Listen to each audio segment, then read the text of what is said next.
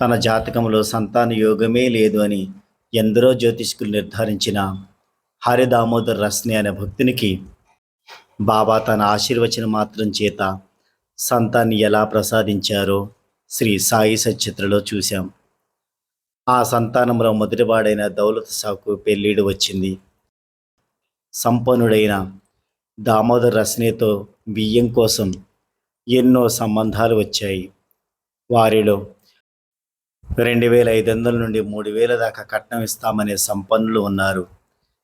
దామోదర్ రస్నే తన కుమారుడి కోసం వచ్చిన వధువుల జాతకాలను షిరిడీ తీసుకొచ్చి బాబా ముందు ఉంచి వాటిలో ఏ సంబంధం చేసుకోవాలని బాబా ఆజ్ఞ తెలపవలసిందిగా కోరాడు. బాబా ఆ జాతకాలను చూడనైనా చూడకుండా వచ్చిన సంబంధాలలో ఏమాత్రం కట్నం ఇచ్చుకోలేని ఓ పేద సంబంధాన్ని చూపి, దామ్య, నీవు ఈ అమ్మాయిని నీ కోడలిగా చేసుకో అన్నారు. దామోదర్ రస్నే ఆ అమ్మాయినే తన కోడలిగా చేసుకున్నాడు.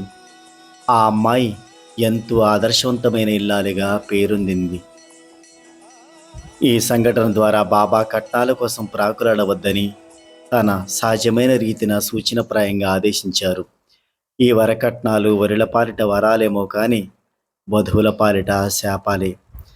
ఏ శాస్త్ర గ్రంథాలు మహాత్ములు విధించిన మతాచారం కాదది. మన సమాజానికి పట్టిన గ్రహచారం. కట్నం ఆశించకుండా తమ కన్న కొడుకుల్ని పోషించుకోలేని దురావస్థలో తల్లిదండ్రులు ఉన్నారన్నా, కట్నం లేకుండా తన భార్యను పోషించుకోలేని దౌర్భాగ్యంతో యువకులున్నారన్నా అది ఆ ఇద్దరు అవమానంతో తలదించుకోవలసిన విషయమే. ఈ దురాచారాన్ని రూపుమాపేందుకు మగపిల్లల తల్లిదండ్రుల విజ్ఞత, సానుభూతితోనూ, యువకులు మగసిరి ఆత్మాభిమానంతోనూ ఆలోచించి కృషి చేయవలసిన అవసరం ఎంతైనా ఉంది.